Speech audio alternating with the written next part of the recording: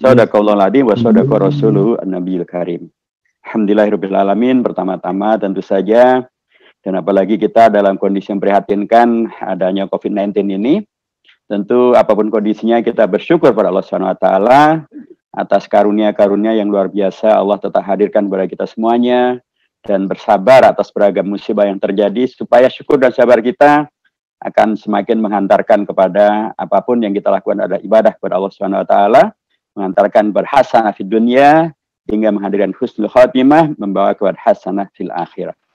Apalagi untuk Bapak dan Ibu sekalian yang aktif dalam forum Madrasah Diniyah Takmiliyah maupun TK Al-Quran maupun Taman Pendidikan Al-Quran, tentu saja yang Bapak dan Ibu sekalian, Ustaz dan Ustaz sekalian lakukan adalah suatu hal yang melanjutkan apa yang dahulu Nabi besar Muhammad SAW lakukan ketika beliau dalam salah satu hadis riwayat Imam Ahmad, dakhala al-masjidah wajada an-nasa halaqatain. Beliau masuk ke dalam masjid beliau di Madinah Munawwarah dan mendapatkan para sahabatnya dalam halaqah gitu. Adalah halaqah yaqra'una yatlubuna ilma wa 'allamahu wa halaqah yaqra'una al-Qur'an.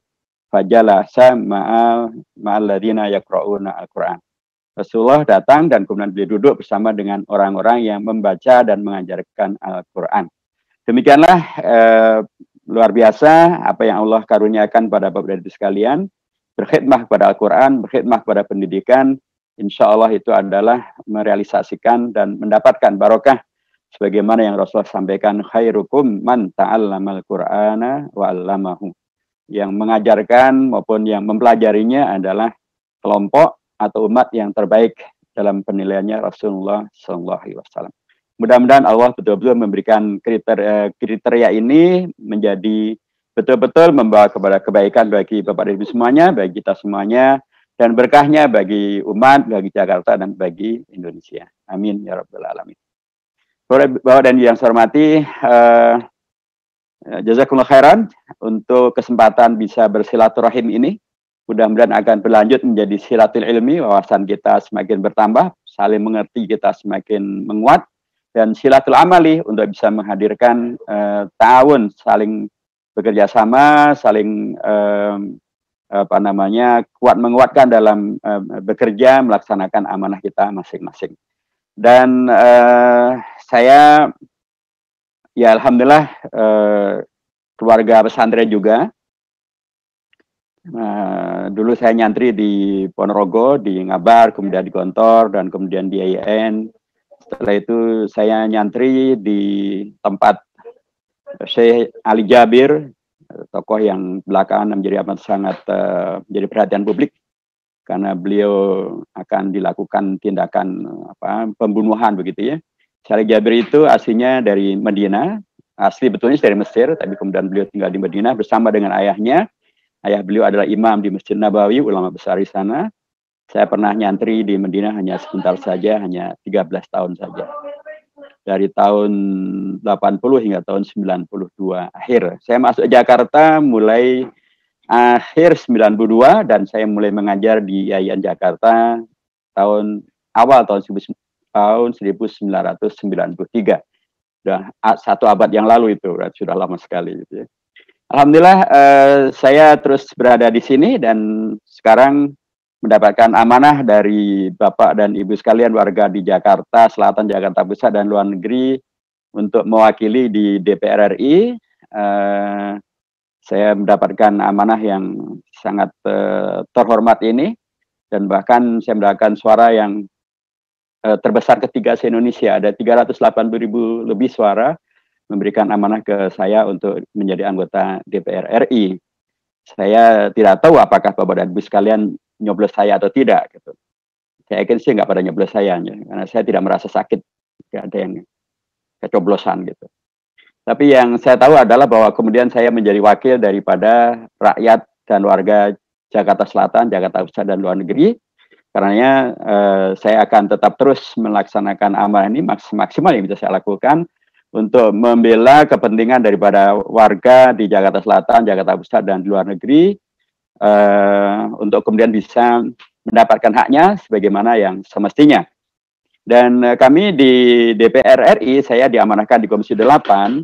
Di Komisi 8 DPR RI itu kami bermitra kerja dengan Kementerian Agama, Kementerian Sosial, Kementerian Pemberdayaan Perempuan dan Perlindungan Anak, dengan Komite Perlindungan Anak, dengan Badan Zakat Nasional, dengan Badan Wakaf Indonesia. Demikianlah beberapa yang menjadi mitra kerja daripada Komisi 8. Dari Jakarta Selatan, Jakarta Pusat dan Luar Negeri, Dapil Jakarta 2, ada juga anggota DPR kita, Ibu Dr. Mufidah. Beliau dulu anggota DPRD DKI, beliau berada di Komisi 9 yang terkait dengan masalah kesehatan, masalah buruh dan lain sebagainya. Nah, di Jakarta juga Jakarta Pusat ini ada 2 anggota DPRD dari Jakarta Pusat dari PKS, yaitu kemarin almarhum Ustadz Dhani Anwar, beliau Allah panggil ya, dengan mudah-mudahan akan menjadi syuhada insya Allah, dan kemudian perjuangan beliau akan dilanjutkan nanti oleh menunggu pelantikannya ya. Kalau melihat dari daftar perolehan suara terbesar kedua adalah kepada Ibu Israyani yang sekarang bersama kita semuanya. Mudah-mudahan beliau akan bisa melanjutkan perjuangan Ustadz Dhani Anwar membela kepentingan warga di Jakarta Pusat. Ada juga Ustadz Ismail, beliau adalah Ketua DPD PKS di Jakarta Pusat dan beliau juga anggota DPRD. Tentu kami di pusat maupun di daerah selalu menghadirkan satu kolaborasi kerjasama, termasuk juga untuk berkhidmat melayani masyarakat di Jakarta Selatan dan di Jakarta Pusat. Bapak dan Ibu yang saya hormati, kita di DPR, saya bicara tentang DPR tentu saja. Kegiatan hari ini adalah kunjungan daerah pemilihan. Kunjungan daerah pemilihan itu adalah ketika kami di DPR, anggota DPR, kembali menyapa para pemilih, para konstituen, untuk menyampaikan apa yang sudah dikerjakan, apa yang ada di DPR, termasuk juga untuk menyerap aspirasi dari Bapak dan Ibu semuanya. Tentu saja banyak hal yang sudah kita kerjakan di DPR ya, termasuk diantaranya adalah kami menyiapkan satu rancangan undang-undang untuk melindungi para ulama kita, para tokoh agama dan simbol-simbol agama. Ini sangat dipentingkan karena Indonesia mayoritas beragama Islam ini ternyata belum ada undang-undang yang melindungi tokoh agama, belum ada undang-undang yang melindungi para ulama gitu. Sementara kemarin Ali Jabir akan dibunuh. Sebelumnya juga ada kiai lagi mimpin wirid habis duha, dipukulin di dalam masjid. Ada ketua pemuda Persis dari rumahnya dipukulin sampai tewas. Ada kiai juga yang kemudian lagi sholat subuh juga kemudian dianiaya. Banyak sekali peristiwa-peristiwa penganiayaan terhadap para ulama dan para tokoh agama ini. Tapi di Indonesia belum ada undang-undang yang melindungi para ulama. Termasuk juga perusakan dan atau penodaan terhadap masjid. Dulu kan ada masjid di Pondok Labu yang dicoret-coret dengan cara yang sangat biadab itu. Ada lagi yang kemudian bawa anjing masuk ke masjid gitu ya. Dan ketika kemudian semuanya ketangkap, ngakunya gila gitu. Termasuk yang di Pekanbaru ada yang menusuk imam setelah salat maghrib, salat isya, beliau lagi wirid, ditusuk oleh orang. Yang menusuk ketangkap, katanya gila. Kemarin yang menusuk Ustadz Ali Jabir juga awalnya dibilang gila kan, malah bapaknya katanya udah gila 4 tahun. Enggak tahu ya gila bapaknya atau anaknya. Tapi yang jelas rumah sakit mengatakan tidak ada catatan dia gila dan tidak pernah ada catatan dia pergi ke rumah sakit. Belakangan polisi mengatakan terbukti tidak gila. Nah, begitu banyak penodaan terhadap simbol agama, tokoh agama, masjid, dan lain sebagainya. Tapi Indonesia mayoritas beragama Islam yang negeri Pancasila, sila pertama ketuhanan yang Maha Esa, malah nggak ada undang-undang yang secara khusus melindungi para ulama kita, para tuan guru kita, para mursyid kita, para syekh kita, para ustadz kita, para kiai kita.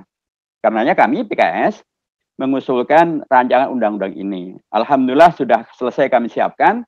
kami didukung juga rekan-rekan dari PKB, rekan-rekan dari P3, dan DPR sudah setuju untuk itu menjadi rancangan undang-undang ya, baru rancangan ya, belum undang-undangnya, tapi ini sudah satu langkah maju. Kemarin pun juga Menteri Agama menyatakan ulama harus didukung, harus dilindungi. Menteri Menko Polhukam juga menyatakan ulama harus didukung, harus dilindungi, tidak boleh dilakukan tindakan yang mencederai mereka. Ini tentu adalah satu hal yang sangat penting untuk kita apresiasi. Jadi itu salah satu yang kita kerjakan. Kita menyiapkan satu rancangan undang-undang untuk melindungi para ulama. Karena kalau kerja kita di DPR memang adalah untuk membuat undang-undang. Nah, saya mengatakan demikian karena Amerika Serikat yang adalah negara sekuler yang mayoritasnya non-Muslim, mayoritasnya adalah Kristiani, mereka malah punya undang-undang yang melindungi para pastor. Tuh. Namanya Pastor Protection Act. Jadi negara yang bukan negara agama, negara sekuler, malah melindungi pastor. Nah, masuk negara Indonesia yang mayoritas beragama Islam, yang negaranya berketuhanan Yang Maha Esa, malah tidak ada undang-undang yang melindungi para ulama, para tokoh agama. Alhamdulillah, berkat izin Allah, doa dari Bapak Ibu sekalian, kawan-kawan kami di fraksi PKS, saya juga terlibat di dalamnya, kita sudah menyiapkan rancangan undang-undang ini. Mohon doa agar ini lancar pembahasannya di dalam proses berikutnya, supaya segera menjadi undang-undang, supaya para ulama kita, para tokoh agama kita, ini bukan hanya untuk tokoh agama umat Islam, tokoh agama apapun, agar mereka betul-betul bisa dilindungi ketika mereka memerankan diri sebagai tokoh agama, menyebarkan ajaran agama, dan lain sebagainya.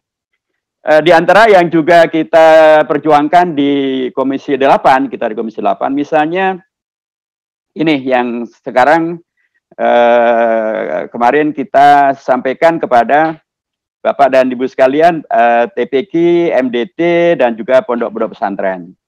Jadi kemarin saya dengan tim dari tim saya di Komisi 8 DPR RI dari fraksi PKS, ada Pak Rahman, Pak Ali Samande, Pak Sauki, dan lain sebagainya.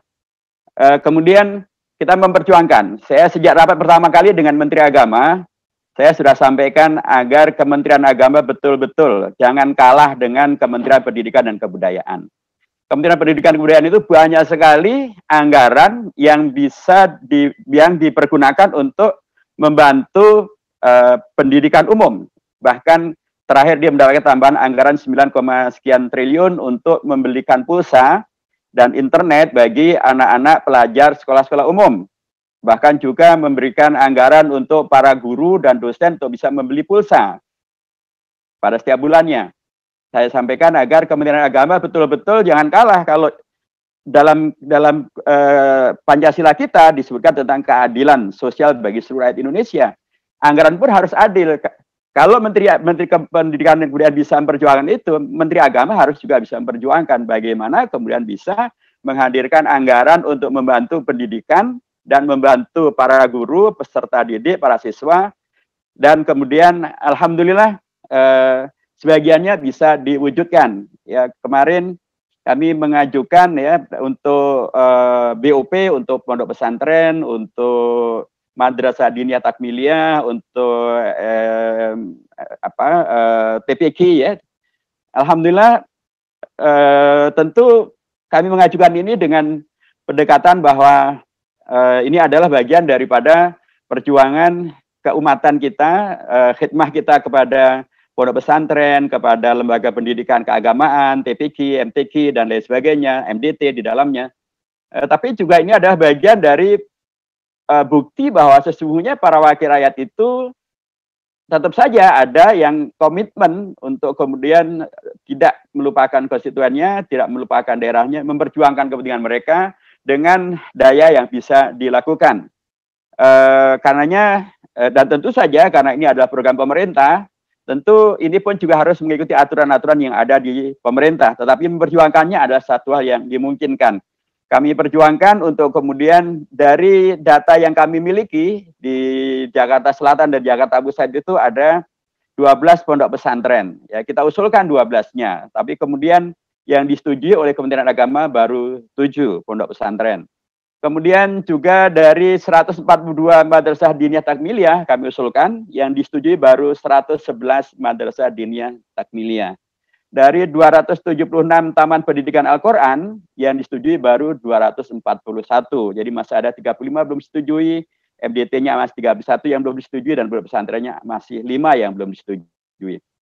Nah, masing-masing besarannya sudah diketahui, dan kami kemudian mengundang para pihak yang kemudian mendapatkan persetujuan dari Kementerian Agama untuk mendapatkan bantuan operasional ini, untuk kemudian kami sampaikan tentang program ini, bagaimana perjuangan ini bisa dilakukan melalui anggota DPR dari PKS, dan kemudian bagaimana Kementerian Agama juga mendukung. Dan ini sebenarnya bukan hanya program untuk DKI saja, tapi ini program untuk nasional, program nasional dari Kementerian Agama, yang sebagiannya penyalurannya dibantu dan dikawal oleh anggota DPR yang merupakan anggota Komisi 8. Nah, yang perlu kami sampaikan dalam hal pengusulan ini, kami mengusulkan sesuai dengan data yang juga ada di Kementerian Agama atau di Dinas Pendidikan Agama. Jadi datang di sana, kami ambil semuanya, kami usulkan semua secara prinsip, kami tidak membeda-bedakan latar belakang daerah, latar belakang pengelolanya dari pesantren mana gitu ya, termasuk juga kami tidak membedakan latar belakang dari sisi afiliasi partai politik ataupun afiliasi keormasan. Yang penting adalah mereka semuanya pesantren, MDT, LPK, dan lain sebagainya itu tercatat, terakreditasi, dan atau mendapatkan surat izin operasional dan nomor induk statistik dari Kementerian Agama di Jakarta. Dan kemudian atas dasar itulah ketika kemudian SIOP dan NIS-nya sudah terpenuhi, kemudian EMIS-nya, Education Management Information System-nya di Kementerian Agama memang menyatakan bahwa seluruh persyaratan sudah terpenuhi, maka biasanya masalahnya kemudian akan menjadi terselesaikan. Kalau ada beragam hal yang masih kekurangan, nanti bisa dikoordinasikan dengan tim kami, dan mudah-mudahan anggarannya memang masih tersedia untuk kemudian kita tetap bisa terus memperjuangkan. Saya sepakat dengan Ibu Ani Yuliani tadi bahwa kami pun juga sudah mengusulkan dalam rapat terakhir dengan Kementerian Agama agar program ini tidak hanya tahun ini saja, tapi bisa berlanjut pada tahun-tahun yang akan datang. Bukan hanya ketika ada COVID-19, tapi juga berlanjut ada atau tidak ada, karena pada hakikatnya MDT, TPQ, TKQ juga tetap ada. Bahkan sebelum COVID-19 juga ada, nanti setelah COVID-19 juga tetap ada, karena memang pendidikan ini akan tetap ada, tidak terkait dengan ada atau tidak adanya COVID-19. Ada COVID-19 juga tetap ada, tidak ada juga akan tetap ada, selama para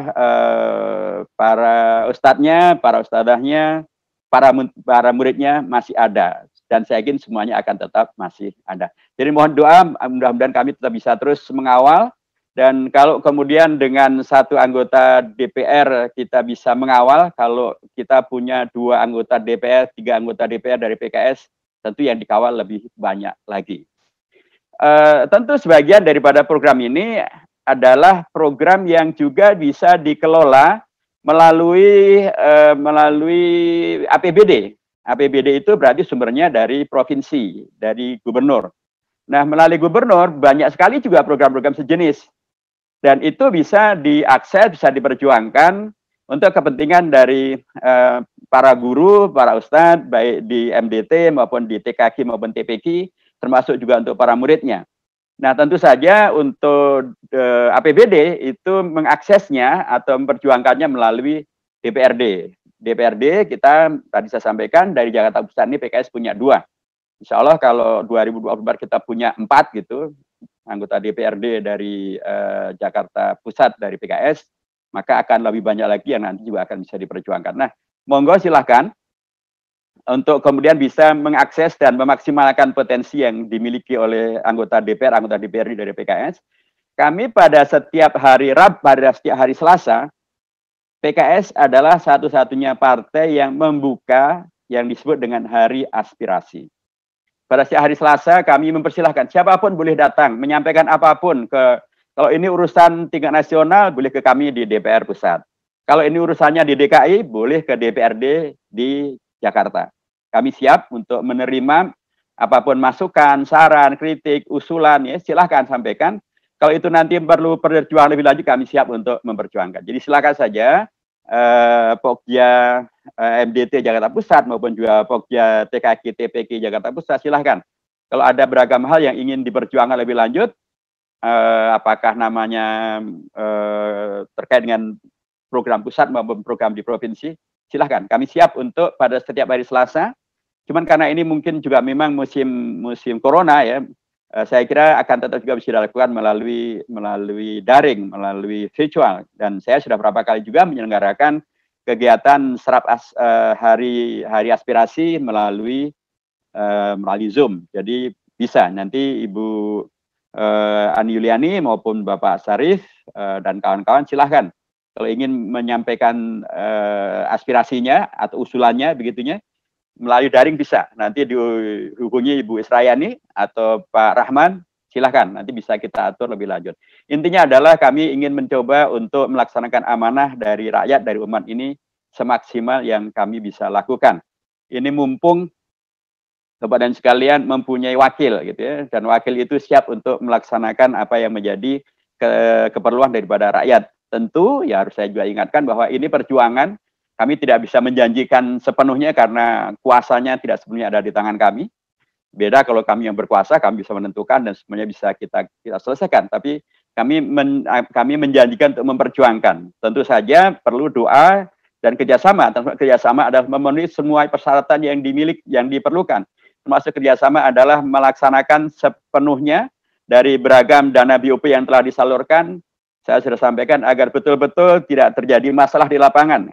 Agar betul-betul tidak terjadi hal-hal yang kemudian menjadi masalah terkait dengan, karena kami dengan Menteri Agama sudah, Komisi 8 dengan Kementerian Agama sudah sepakat bahwa ini harus betul-betul dilaksanakan dengan amanah, tidak boleh ada pemotongan apapun.